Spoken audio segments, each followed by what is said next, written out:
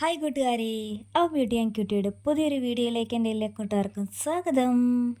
അപ്പോൾ നമുക്കിടെ കോഴിമക്കളൊക്കെ വലിയ കുഴപ്പമില്ലാതെ ഇങ്ങനെ ഇരിക്കുന്നു. മഴയൊക്കെ വരുന്നുണ്ട്. അപ്പോൾ അത് കാരണം കൊണ്ട് ഇടയ്ക്കൊക്കെ നമുക്കിടെ പനിക്കൂർക്ക, തുളസി ഇല അങ്ങനെയുള്ള ഇലയും കൊണ്ടൊക്കെ അരച്ച് ഇവർക്ക് തീറ്റയുടെ കൂടെ കൊടുക്കുന്നത് വളരെ നല്ലതായിരിക്കും കേട്ടോ. ഞാൻ അങ്ങനെ ചെയ്യാറുണ്ട്. പിന്നെ ഇതാ ഇവരുടെ തീറ്റയൊക്കെ ഒന്ന് ചേഞ്ച് ആക്കിയിട്ടുണ്ട് കേട്ടോ. ആദ്യമേ SKMൻ്റെ ആണെന്ന് തോന്നുന്നു നമ്മൾ ബ്രാൻഡ് സെലക്ട് ചെയ്തത്.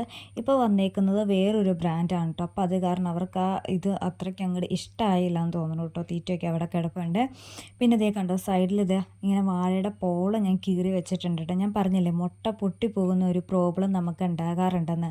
അപ്പോൾ അതിനൊരു സൊല്യൂഷൻ ഞാൻ സ്വയം കണ്ടെത്തിയതാണ് കേട്ടോ. വാഴയുടെ പോള ഇതുപോലെ ഒന്ന് വെച്ച് കൊടുത്തേക്കുവാണെങ്കിൽ ആ പോളയിൽ വന്നടിക്കുമ്പോഴത്തേക്കും എന്തായാലും മുട്ട പൊട്ടത്തില്ല. അതിന് വലിയ ഇതില്ലാത്തത് കൊണ്ട് തന്നെ അപ്പോൾ നമുക്ക് മുട്ട നല്ല സേഫായിട്ട് കിട്ടും കേട്ടോ. അപ്പോൾ ആർക്കെങ്കിലും ഇങ്ങനെ പൊട്ടിപ്പോകുന്ന ഇഷ്യൂ ഉണ്ടെങ്കിൽ പൈസ മുടക്കാതെ ഇതുപോലൊന്ന് ട്രൈ ചെയ്ത് നോക്കാം കേട്ടോ. പിന്നെ നമുക്കിടെ പിന്നെ ഞാൻ സംസാരിച്ചുകൊണ്ടിരുന്നത് തീറ്റയുടെ കാര്യമായിരുന്നു. തീറ്റ നമ്മളിപ്പോൾ ഒരു ബ്രാൻഡ് കൊടുത്തു കഴിഞ്ഞ് കഴിഞ്ഞാൽ അത് തന്നെ കണ്ടിന്യൂ ചെയ്യണമെന്നുണ്ടോ? എനിക്ക് അതിനെപ്പറ്റി വലിയ ഐഡിയ ഇല്ല. നമ്മൾ ഇത്തവണ വാങ്ങാൻ ചെന്നപ്പോഴത്തേക്കും നമുക്ക് SKMൻ്റെ കിട്ടിയില്ല. അപ്പോൾ അത് കാരണമാണ് നമ്മൾ വേറെ സെലക്ട് ചെയ്തത്. പക്ഷേ അതവർ കഴിക്കുന്നില്ല. ഇനിയിപ്പോൾ കൊടുത്തിട്ട് കുറച്ച് നേരം ആയുള്ളൂ. കുറച്ചുകൂടെ കഴിയുമ്പോഴത്തേക്കും കഴിക്കുമെന്നറിയില്ല കേട്ടോ.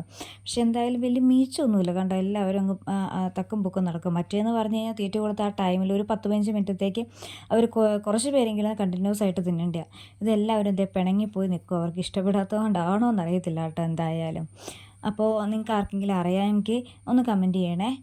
നമ്മൾ തീറ്റ കൊടുക്കുന്നത് കണ്ടിന്യൂസ് ആയിട്ട് ഒരു തീറ്റ തന്നെ കൊടുക്കണമെന്നുണ്ടോയെന്ന്. ഇതൊരു ലെയർ പെല്ലറ്റാണ് കേട്ടോ.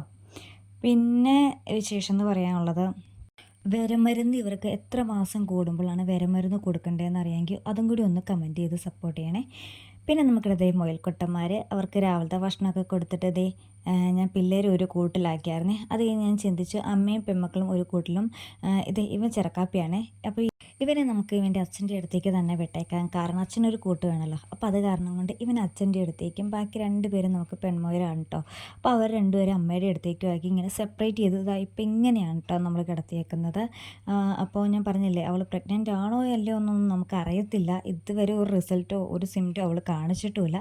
നമുക്ക് എന്തായാലും വെയിറ്റ് ചെയ്തിരിക്കാം. അപ്പോൾ ഇന്നത്തെ വീഡിയോ എന്ന് പറയുന്നത് ഇന്നത്തെ കുട്ടി വീഡിയോയാണ് കേട്ടോ. പിന്നെ നമ്മുടെ അച്ചമുയലിൻ്റെ രോമമൊക്കെ ഉണ്ടല്ലോ കൊഴിഞ്ഞു പോകുന്നുണ്ട്.